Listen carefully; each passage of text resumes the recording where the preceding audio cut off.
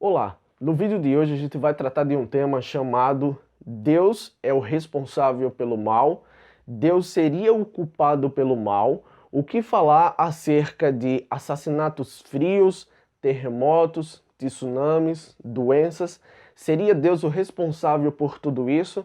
Se não, quem é? Nesse vídeo você vai ficar sabendo. Há quem acredite que Deus criou os seres humanos para serem bons e outros para serem ruins, e há também quem acredite que há a mistura de ambos. Mas qual deve ser o posicionamento do cristão e qual é o posicionamento na Bíblia Sagrada acerca desse assunto? Eu convido você a estudar 3 capítulos de 3 livros da Bíblia. Capítulo 14 de Isaías, capítulo 28 de Ezequiel e capítulo 12 de Apocalipse. Nesses capítulos você vai encontrar como que o mal surgiu, onde surgiu e por quem surgiu. Os textos vão nos dizer que um anjo perfeito, que não tinha pecado, chamado de Lúcifer, o anjo de luz, no coração dele ele sentiu um desejo de ser adorado, e não somente de ser adorado, mas tomar o lugar de Deus. E ele se orgulhou tanto a ponto de conseguir iludir a terça parte dos anjos. Deus deu oportunidade para que Lúcifer se arrependesse do seu pecado. Pecado esse como orgulho, cobiça, traição. Esses pecados consumiam, invadiam o coração daquele anjo perfeito a ponto de conseguir se rebelar, iludir a terça parte dos anjos, formar um exército e, segundo Apocalipse capítulo 12, travar uma batalha contra Deus. E é esse mesmo livro de Apocalipse que nos conta que, travada essa batalha, recusado o perdão de Deus, Lúcifer foi expulso do céu para a terra. Então, hoje eu posso dizer que Deus ele não é o responsável por assassinatos frios, terremotos, destruição, nem qualquer outro tipo de mal. Porque em Deus não há mal. Em Deus não há maldade. Essa não é a essência de Deus. Não sei se você já escutou aquela música de Ivete Sangalo chamada De Poeira. E Ivete Sangalo ela escreve assim, olha, a minha sorte grande foi você cair do céu. Quem foi que caiu do céu? E ela diz assim, minha paixão verdadeira, viver a emoção, ganhar o seu coração e ser feliz a vida inteira. É lindo o teu sorriso, brilho dos teus olhos, meu anjo querubim. Nesses textos que eu mencionei, você vai encontrar a descrição de Lúcifer como sendo um anjo querubim.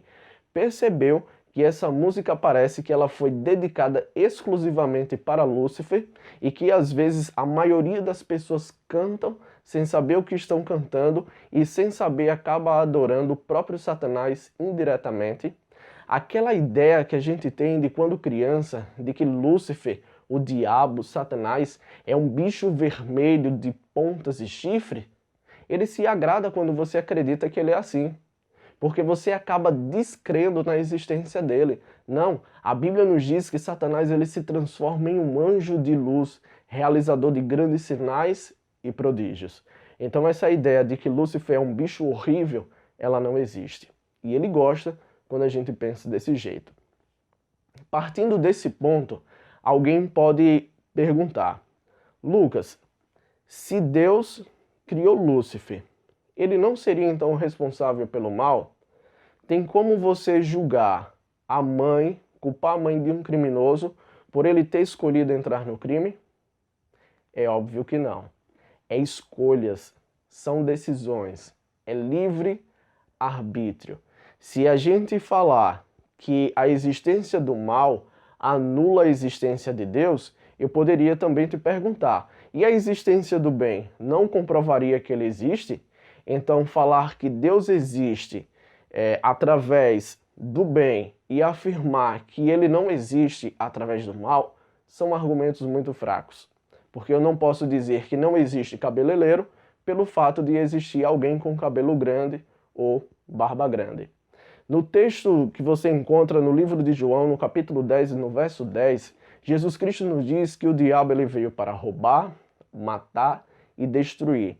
Mas Jesus ele veio bom pastor para que a gente pudesse ter vida, e vida em abundância, vida com significado, vida plena, vida com sentido.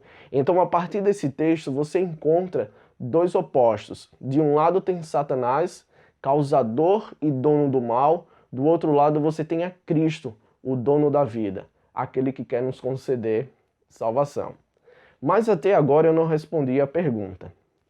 Se Deus criou Lúcifer, sabendo de tudo o que aconteceria, porque ele é onisciente, para que Deus o criou?